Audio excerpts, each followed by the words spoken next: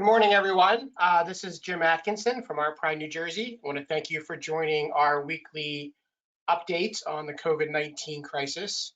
I wanted just to do a couple housekeeping notes before we get started. So first off, if you are joining us by smartphone, I want you to take a moment to make sure that your microphone is turned on in the GoToWebinar app settings. Because if it's not, then you may have difficulty using the mic if you ask a question and we come back to you. If you're joining by laptop or desktop, that shouldn't be an issue, but if you're on your smartphone, that could be a thing.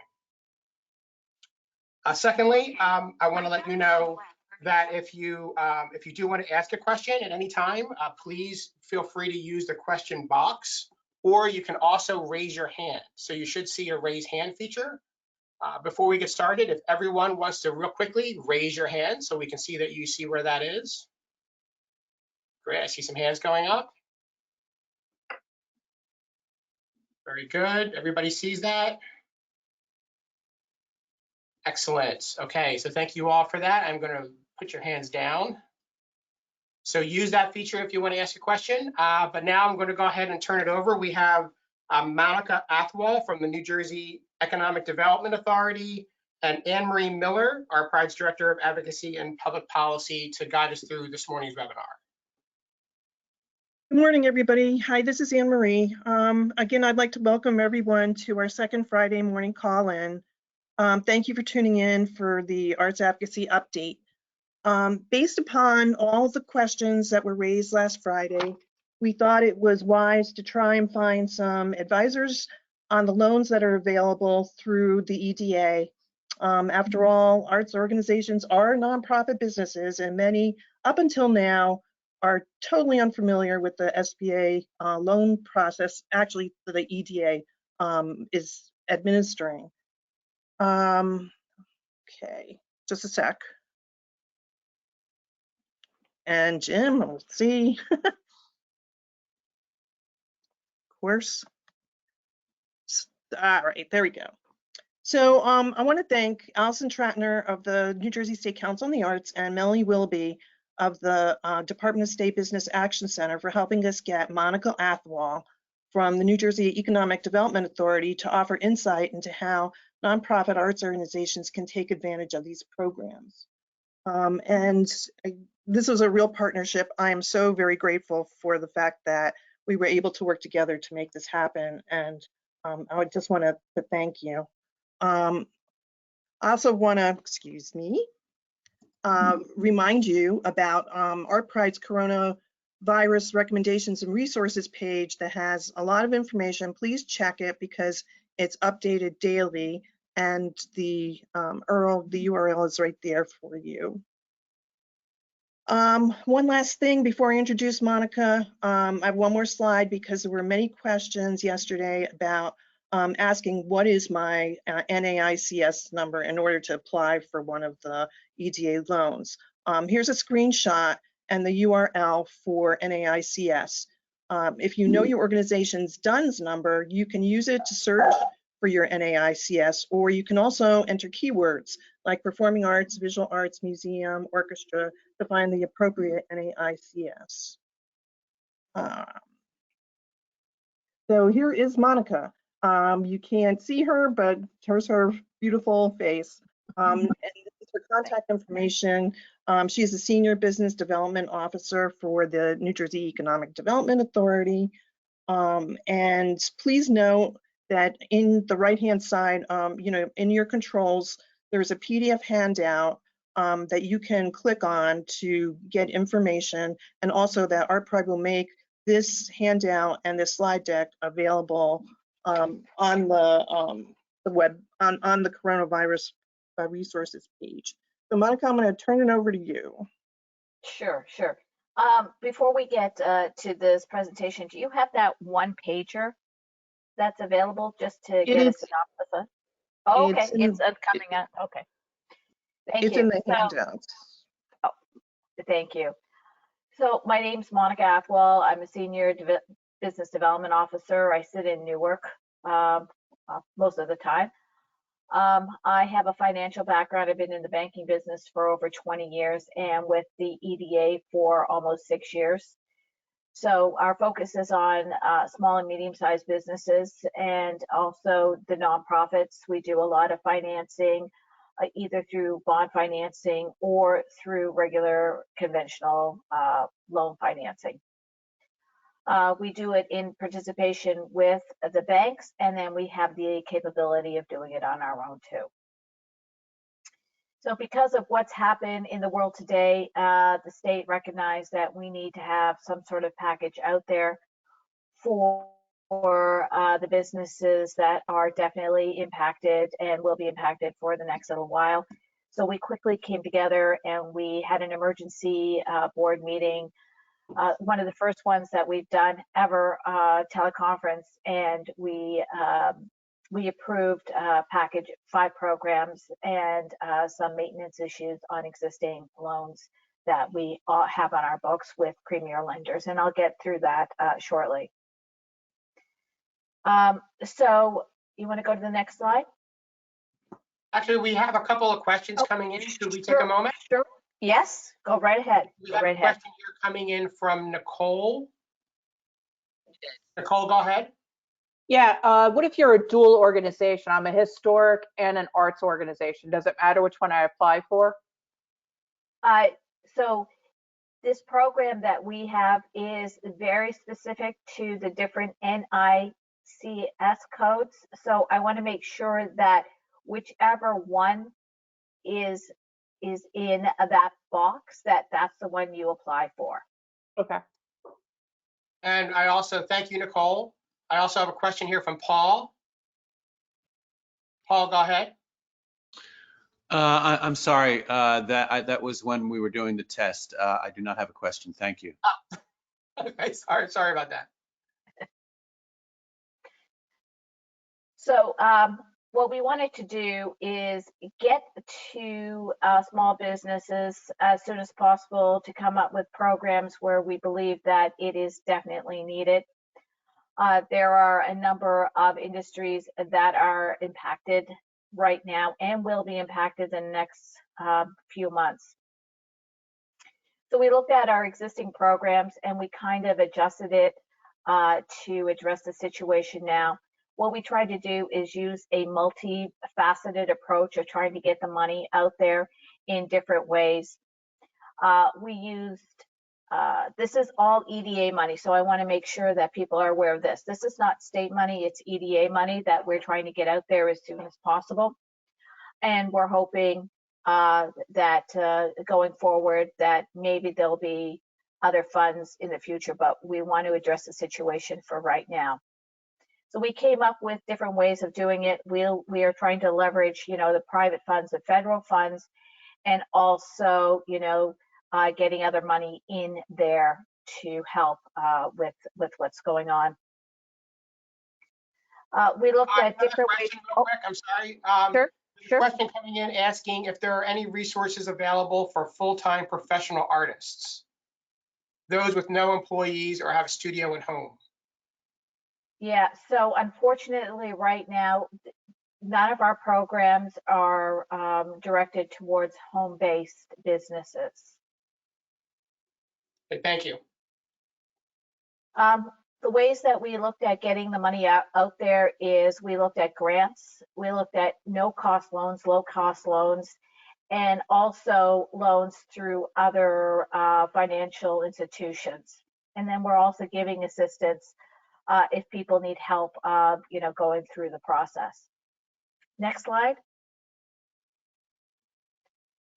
So the programs that we are concentrating on is the Small Business Emergency Assistance Grant Program Fund, and that is live as of today at 9 o'clock. And I'm going to go through what that entails, but it just came live now. And I will go into details on how to calculate it and how to apply for it. The other program is a Small Business Emergency Assistance Loan Program. That program is a loan program directly by the EDA. It is a maximum of $100,000, and I will go into that program in more detail as the slides go on. The other programs that we have are more for the other institutions that would help mobilize and get the funds into the market, and a technical assistance program, and also credit flexibility to support businesses. These are loans that we already have on our books that we are trying to help our existing clients get through this time. Next slide. So the grant program, this is the one that is live right now. It started at 9 a.m.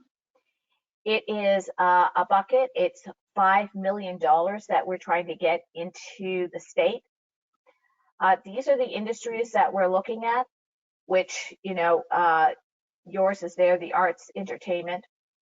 And it will give you a breakdown of which NAICS codes are.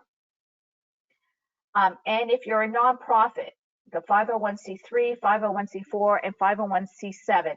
Now, keep in mind, although these are the entities, nonprofit entities, they have to still fit into the eligible codes. I have a quick question coming in for you, Monika. Go ahead. It's a question coming in asking how you define small and medium-sized businesses. Sure. Okay. So on the grant application, what we want to do is, one thing is to have the employees 10 or less. So that's the way we're defining it for the grant program. For the loan program, we are saying that any business that with revenues less than $5 million. So that's how we're defining it for these cases. Okay. Okay. I also have a question coming in from Elaine. Sure. Go ahead, Elaine. Yes, hi. I noticed it says this is for businesses, small businesses that have from 1 to 10 employees.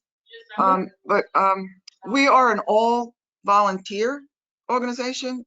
Does that mean we do not qualify for this? That I have to definitely look into. I will definitely get that information for you for the volunteers. Thank you. Thank you. Mm-hmm. I'll get some guidance on that, and I will relay it to Jim after the webinar. Great. And we have another question coming in from Donna. Sure. Go ahead, Donna. Hi, thank you for doing this webinar. I appreciate it. We are actually, the question before applies to me. Also, we are an all volunteer community theater.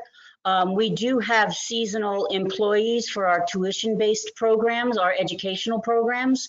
Right now, we're under 10. During the summer, sometimes we're up to 18.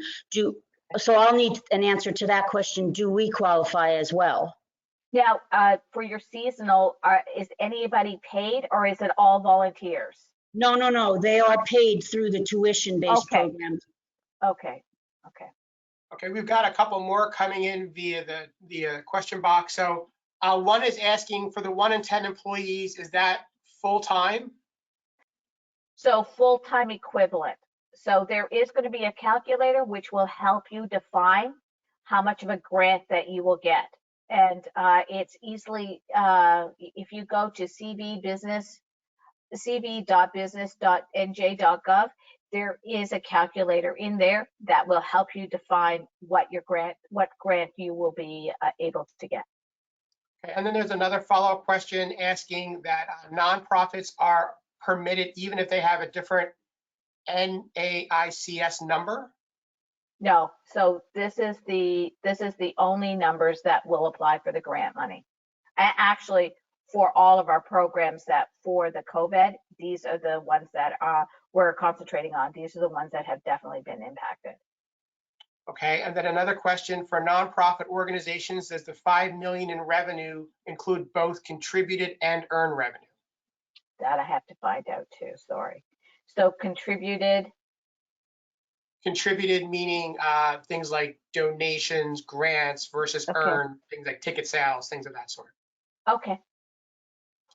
So, you know, on your bottom, the revenue line, you know, I guess it depends on the year, right? Because depending on some years, it may be higher or lower, but I believe, and I will get some guidance on that, if it is above 5 million above, then no. So for the grants, it's only for the employees. So it is a grant, which is $1,000 per full-time equivalent with a maximum of $5,000, right? So the 5 million that you see up there is a bucket for us only to say that this is what we have available in this program. So it is definitely just for the employees. That's what we're looking at here. And do private contractors that file as 1099s, would they count as full-time employees? No, they won't. Okay, and I have a question coming in from Donna Kimberlin. Donna, go ahead. Sorry, that was me before asking that question. About the seasonal employees and 10 or less. We only have a part-time employee, so that does not account a full year part-time employee. So we don't fit into this. No, so then if you go to the calculator, it will give you, if you have, depending on how many hours that part-time employee works, so you can get to the full-time equivalent depending on. I see. Yeah, so it is definitely out there that it can help you out. Great, thank you so much. Annette, hang on. One thing is that you have to have a physical commercial location in New Jersey, and that unfortunately is not for home-based businesses. You must be registered to do business in New Jersey.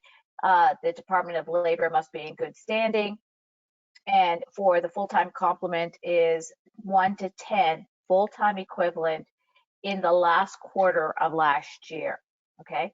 And then you would give us your WR-30 filing.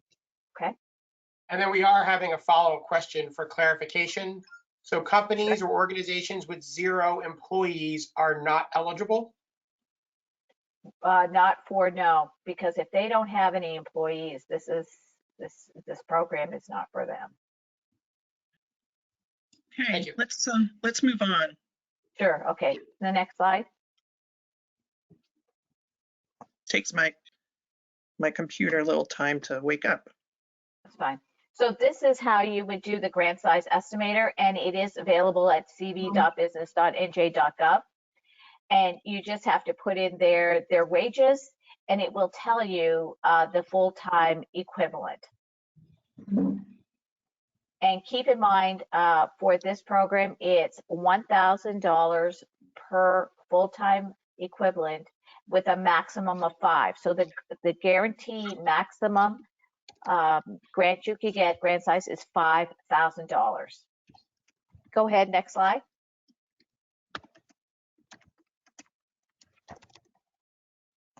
Okay, I'm sorry, it's just like slow here. That's okay. So this is the Small Business Emergency Assistant Loan Program. This is not live. We're hoping to have it live by next week sometime. It's $100,000 working capital loans for up to 10 years for businesses with 5 million or less. So this is where they define small businesses with revenues of 5 million or less. Okay. They must have a physical commercial location in New Jersey. Again, no home-based businesses. They have to be in existence for 1 year. And they must be registered to do business in New Jersey. Now, when we underwrite this, we still have to underwrite it. It's going to be a simplified underwriting process and a very simplified online process once it's up and running. We will still underwrite it, and you still need to qualify. We're looking for a debt service ratio of 1. What that means is basically the amount of money that you're taking in with the amount of debt you have. It's a 1-to-1 basis, okay, which is considerably lower than what if you went to a regular bank. you need a tax clearance, and what that is just saying that you do not owe any money to the state of New Jersey for taxes. We're looking for a credit score of 600 for at least one guarantor. So what that means, if you have a business where there's two people that are that own it, and now for nonprofits this would not apply. I just want to let you know that. But if you're looking for a for-profit organization, so they have to maintain a credit score of 600, which is still considerably less what it is for a bank. And they must show some sort of impact, and I don't think that is definitely hard to come up with now. You know, the businesses now are closed, or they're reduced hours, or they can show the revenue drop. They show their lease payments that they need to make, and they cannot make them. So there's definitely different documents that you could show that it's been negatively impacted. So this program size is 10 million. So the grant program, the size is 5 million, which means that our bucket is $5 million that we have to push this money into the market. On the loan side, it's $10 million. The maximum loan is $100,000, and so our bucket is 10 million. Next slide.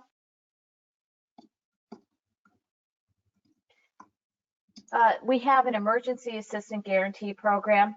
What this is that we're working with our premier lenders. We have 24 premier lender banks. They're community banks, they're bigger banks. You know, we're trying to get the banks to be involved to help us get the money out into the market.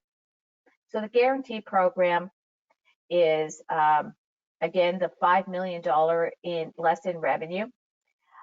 They all have to meet the same criteria: physical, commercial location, at least 1 year in business. We want to make sure that that the money is getting out there. We're trying to maximize that by partnering up with the banks. And let me explain how this is. So if a bank says, well, I can lend this client $200,000, and with the ED guarantee of $100,000, they feel more comfortable with doing the loan, and they feel comfortable with the state being involved because we are subordinate on any collateral that is available. Okay. It's a very simple process that's going to be out there to apply.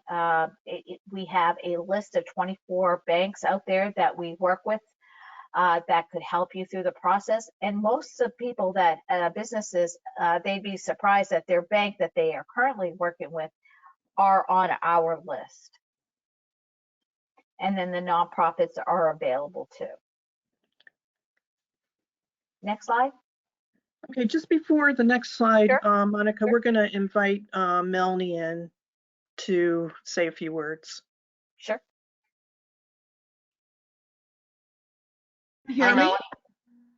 Hi there. If Monika would like to finish, I'm happy to wait for her presentation to be over, or because I wanted to go into some of the SBA loans, unless you have someone else online who was going to do that.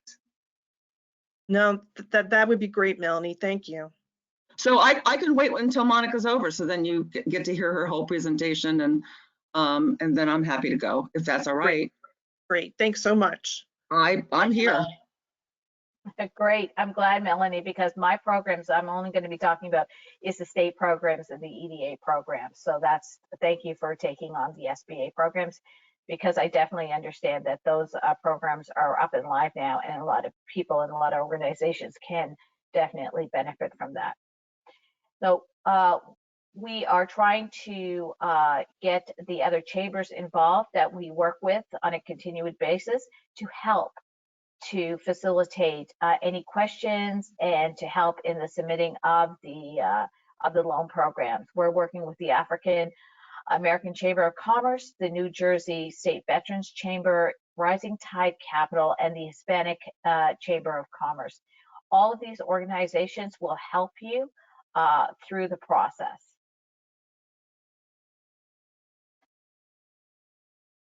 So our programs for our micro business loans, just to recap, is the Small Business Emergency Assistance Grant Program, which is live right now.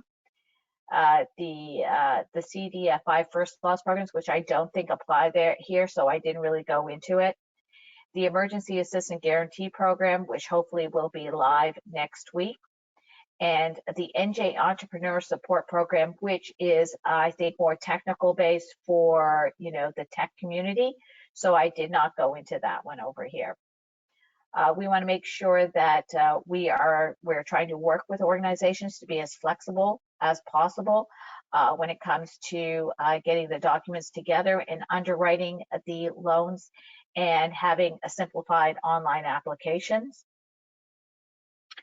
And I think that, programs for small businesses, which I did go through, and the programs for medium-sized businesses are really the same programs. If you go to that website, the cv.business.nj.gov, they have a tool which is called the Wizard. It will help you tell you what program your organization can benefit from. It is very easy, it's very quick, it's just a series of questions, and it will allow you to see exactly what the state has to offer. Next slide, or is that it? Oh, okay. There's the Wizard that I was talking about. It's basic information. It's just a yes or no, a couple of questions, and it will spit out all of the programs that your organization qualifies for.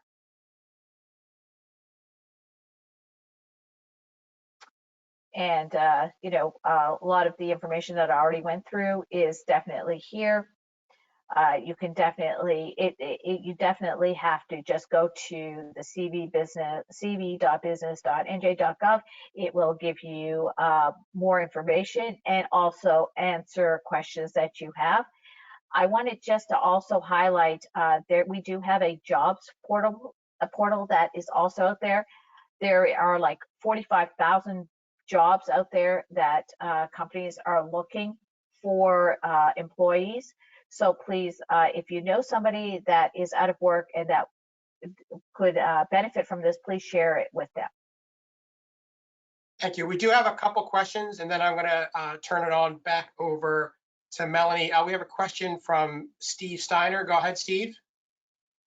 Hello, yes. I wonder if we don't fit the grant one. We're slightly too large. Our FTE equivalency was 14.24 from our last quarter. We did this already. But I wonder if the loan program is exclusionary in any way if we also apply for one of the SBA potential forgivable loans like the PPP program. And piggybacking onto that, this one's going to be for Melanie. We worked with two banks, and both of them are going to be doing this program, and neither is ready to go. And I'm hearing that across the state, an awful lot of banks aren't ready to go, even though you're ready to go. So that's for Melanie when she gets on. But if I can get the first question answered regarding the loan and whether or not we can apply for that as well as the PPP or one of the other SBA programs. So the first part, I guess, is you've got more than 10 employees. Can you apply for the other loan? And that. No, I know we can apply for the loan. Okay, so that's fine. So if you apply for the EDA loan, can you still apply for the SBA loan? Yes. I'm going to let Melanie take that one. I believe so, but I'm not 100% sure. I'm actually going to bring Melanie in now. Melanie, do you want to jump in on this? Yes, the answer is yes, yes, yes. Please Good. apply for everything. Apply for everything, because the advice I have for you is that the SBA loans are available now. Even though banks are not necessarily ready to go, but you can apply. And the bottom line is that if you get approved for everything, you just can't spend all the money on the same thing. So if you get one loan from SBA PPP, then you get another loan from SBA. You could do one on payroll and you could do another one on rent.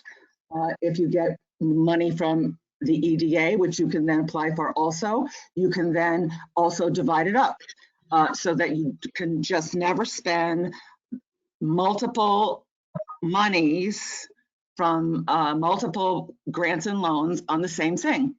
That's it. So you apply for everything. But how can we, Melanie, apply when the banks say they're not ready to go yet? We're supposed to apply to them. Well, yeah. Well, yes. You have to wait for them. But the loans from PPP, they're supposed to be ready to go today. But my banks have both told me they're not ready to go. All right, well, then you're just going to have to put them on speed dial and keep asking them. Yeah, because I've actually done all the paperwork. I've got all the backup. Everything's done, ready to go, but they're not. All right, well, you know what? You're way ahead of the game. So, you know, that's too bad for the bank.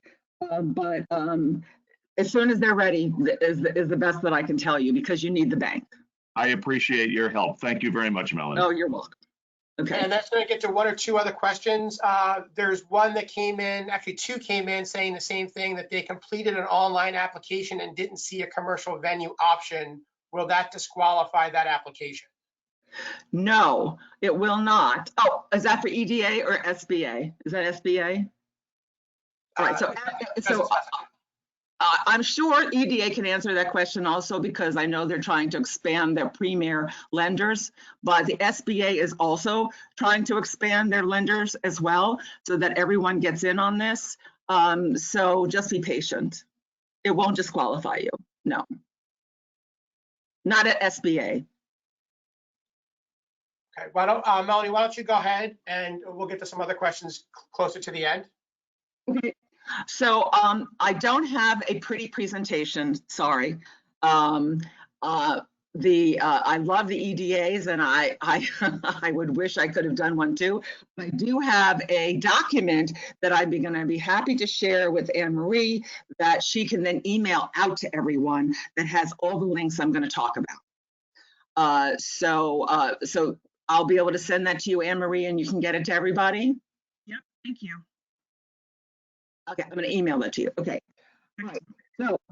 So first, I'd like to start that I run the New Jersey Business Action Center, which is part of the Department of State, and I have the honor and privilege of working with Allison Tratner, who, as you all know, also her organization resides within the Department of State. And we are the business advocacy group with the state government that helps businesses of all shapes and sizes and nonprofits every day. That's what we do. And so we have now taken all of our team and transitioned them into staffing the website cv.business.nj.gov, which is not just a website, but you also get a live person on a chatbot. And so when you type in your question, a live person is answering you, and you get to have a conversation with them, but it's all through the computer. And that's open from 8 a.m. to 9 p.m., 7 days a week.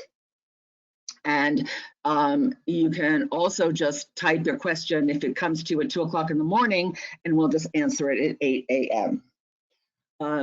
Or you can also just download a lot of the materials that we have on the website, which answers a lot of your questions. It doesn't stop people from asking us the question anyway, because they just want to be sure. So if you just want to be sure after you've read it, we're happy to answer your question. You can also call 1-800-JERSEY-7, which is the hotline number that we're answering. And we're answering that from 8 a.m. to 5 p.m. And we're doing that 5 days a week. And we are happy to also answer any questions coming in through there. Could you repeat that URL, please? I'm sorry? Could you just repeat the URL, the website? Yes, it's cv.business.nj.gov. And we are there and just ask any question. We have knowledge and information about the SBA programs, the EDA programs, and we also have information about everything you need to know about unemployment, about paid family leave, about paid sick leave, about workers' compensation, about short-term disability, about all the programs that employers are eligible for. And we also can guide you to resources if we don't have it. So that's a very important portal for you. I also want you to know that there's another one for individuals. If you are interested in talking to someone about you think you're sick, if you want testing, if you have a sick family member, this is the portal is covid19.nj.gov. COVID, COVID 19.nj.gov. That is the individual portal where you can type in a question and where the governor posts all of his executive orders if you're dying to read them. And believe me, there are a lot of them. And also all the numbers are posted there every day, which is so sad. But it's all for like your individuals, like for your employees or for yourself, as it relates to your individual questions and for your families. We do have a question coming in asking, will there be any programs that assist with non-employee expenses? Non-employee expenses. So what's a non-employee? Don't you have, oh, I mean, are you talking about people's personal expenses? Well, this is coming from Rita. Rita, I can go ahead and turn you on, Rita. You can ask that question. Go ahead, Rita. So I'm a new business, and I have mostly a volunteer squad working for me in the performing arts, and I have not taken a salary because I'm new. I've been putting all of my money into it. So not only do I not hit the 1 year mark because we just opened last September, but I also I have no formal employees because I've waived the right to take any kind of salary. So this kind of puts me in a really tough situation as far as applying for assistance because I'm brand spanking new. All right, so you might very well be eligible for unemployment because that is an option. Your independent contractor monies coming from the SBA or for sole proprietors you may not be eligible for that, but you could possibly be eligible for pandemic unemployment insurance. Right. I'm more concerned about just paying the rent for the space that I'm in, where my studio is and the theater is, because there's no, yeah. Okay, so you must have been in operation to get you want to pay for that. So that's the Paycheck Protection Program. So I can go into those programs now if you'd like. Why don't I do that? And then this may answer your question. Fabulous. Okay, got it. All right, so let's talk about SBA. So the first program SBA has is the Paycheck Protection Program. This is a cash flow assistance program to help employers who want to maintain their payroll during this emergency, but still good thing to you, Rita, because of the fact that it also is there to help you with your rent and other expenses. So the type of business is one in which you have to have been in operation on February 15th of 2020.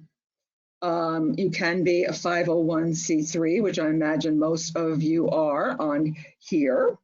You can be a sole proprietor or an independent contractor, and all eligible self-employed individuals, which it sounds like you might be, Rita.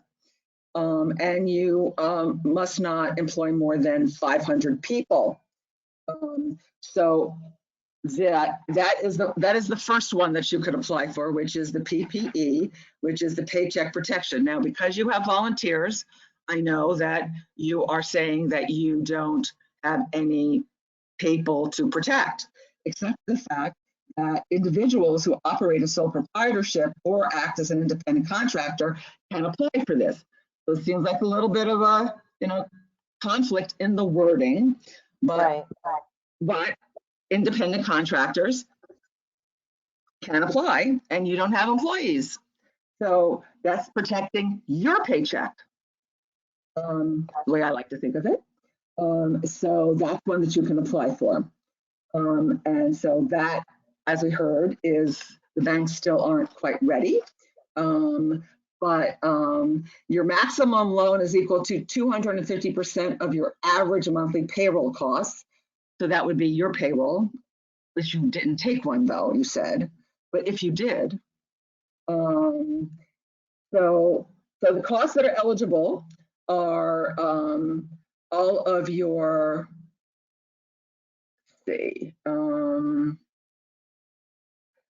payroll costs related to mortgage obligations, rent, utilities. Those are all of the allowable uses of the loan proceeds, which does pertain to you.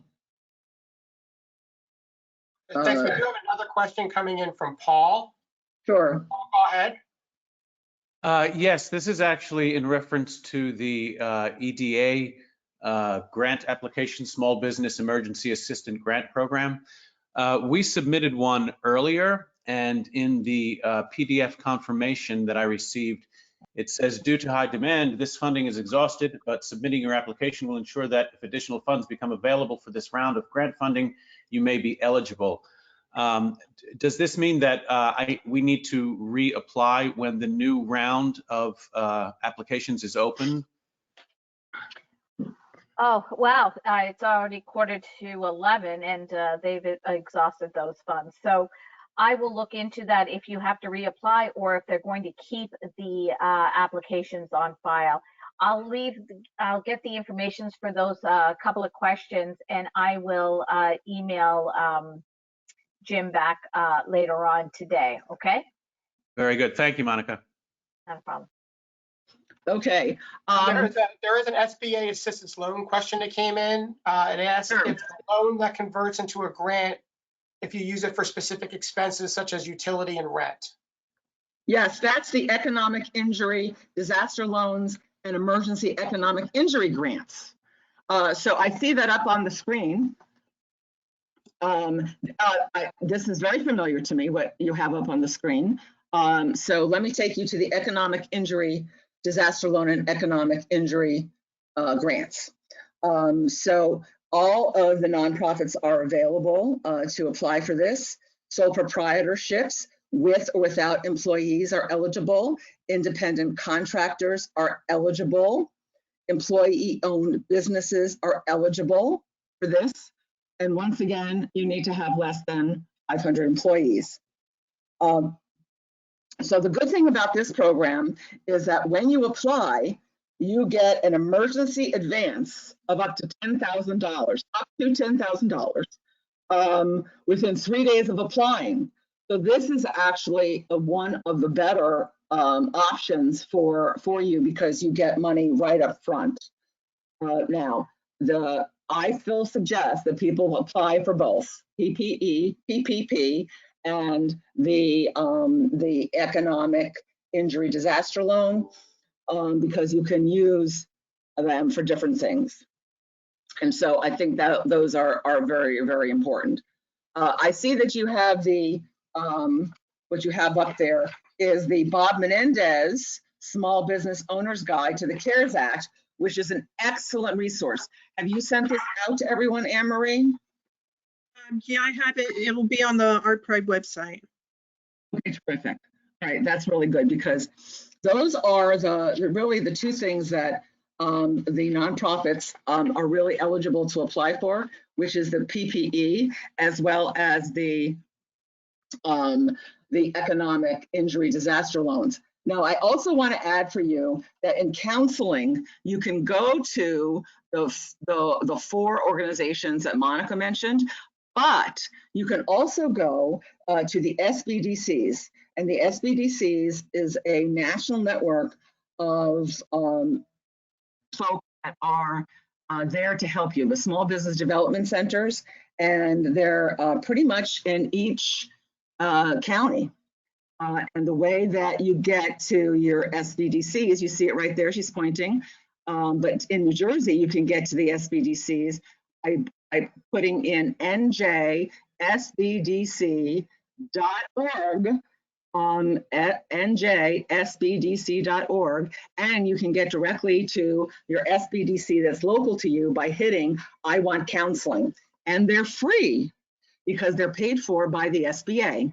So they'll be able to help you with all that you need in order to apply for all of the SBA loans.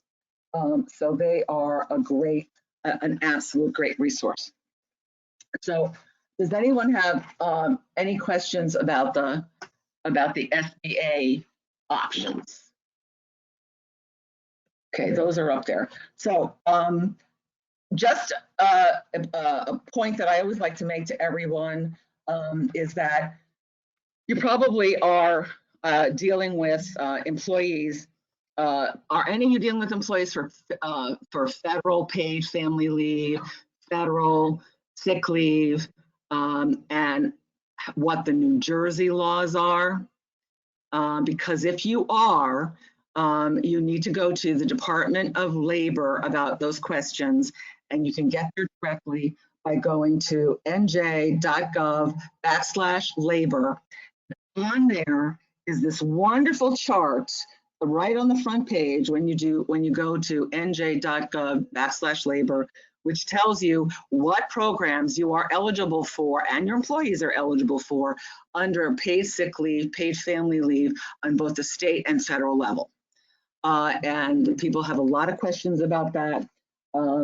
I do not believe your volunteers are eligible for any of those programs, but certainly you might be as the person who has the nonprofit. There's another question that came in asking, can you apply for an economic disaster loan if you have cash reserves? Yes, I would imagine that your cash reserves, you don't want to deplete them. So yes, you just might get a smaller amount. And that's the same with EDA, because we recognize that may go be depleted very quickly. Right. So I have a question. Yes. And my question is a kind of basic one that I just realized I don't understand. Melanie, you were so helpful in getting Monika here with us. I'm not understanding really clearly the relationship between EDA and BAC or SBA. Can any of you help me with that? Sure. I'm happy to do that. We have lots of initials. Okay, so first of all, the Business Action Center is a state agency whose purpose is to provide information and be a connector of all resources relating to business on the federal, state, and local level. That's our job.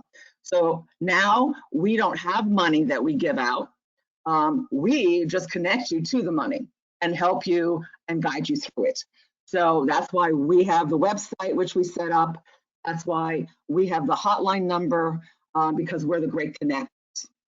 The money people are the SBA, the Small Business Administration, which is a federal agency, which has been in existence for a long time, and which gives regular loans to small businesses for them to thrive and grow, and now is in the disaster relief business. and New Jersey has been declared a disaster area. And so that's why we have these new products, some new products and some old products, to give for disaster relief, which was the programs I just described. Then we have the EDA, which is the Economic Development Authority, which is part of Jersey government, although they're an authority that is able to actually, through bonding and all kinds of very creative ways, make money to give to business, which is what they're doing with those products they just created. Does that help? Yep. Thank you so much. I see another question coming in from Steve Steiner. Go ahead, Steve. Yeah, hi, Melanie. You mentioned the EIDL program, which we applied for on Tuesday, and I got a number, the app number, and I got an email saying that I would be getting more information or a list of what they want. And now it's 3 days later, and you say that $10,000 comes in 3 days, and I haven't even had communication from them yet. So I know that they're overwhelmed, but can you give a sense of any kind of timing? Okay, so I think that the most important message that I could give you all is that we get guidance from the SBA almost hourly. We get guidance from the governor's office almost hourly. And you know what that means? Is that those are changes that they're making to what the guidance was the hour before. And I am sure the EDA is getting the same thing. So that means that you'd have to have this conference call every hour in order to keep up.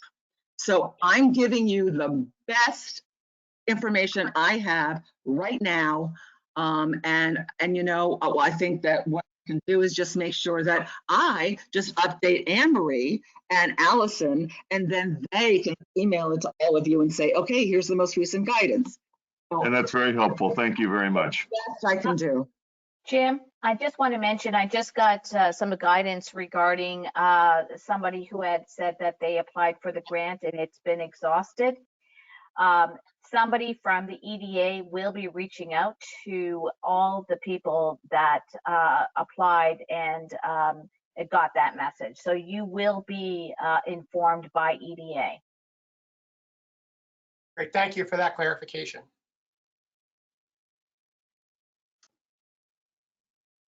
Okay, there's one more thing. We will be adding to our website. Danielle Bursk at the Arts Council has put together for artists a quick guide to services and resources. So we'll be adding that to our website. If it's not there already, which I'm not sure it is, we'll double check. I really want to thank Monika and Melanie. Melanie, you were indeed a connector today, getting us Monika, for braving this group and joining us this morning, knowing that information is changing rapidly. And again, thank you, both of you in the EDA and the BAC for being willing to share this information with members of our nonprofit arts sector. On behalf of ArtPride, I want to wish you all a good weekend and ask that you all stay safe and healthy. Enjoy some art this weekend if you can, and thanks again for joining us this morning for this webinar. And if you have ideas or information that you need for future webinars, please contact us at ArtPride. It's A. Miller at artprideandj.com. Contact our president and CEO, Adam Pearl, at artprideandj.org. Jim Atkinson, J. Atkinson at artprideandj.org. We're keeping that coronavirus page updated as much as we can, and all of our contact information is at artprideandj.org. So thanks everybody so much for your time this morning, and good luck. Thank you. Thank you. Bye now. Bye-bye.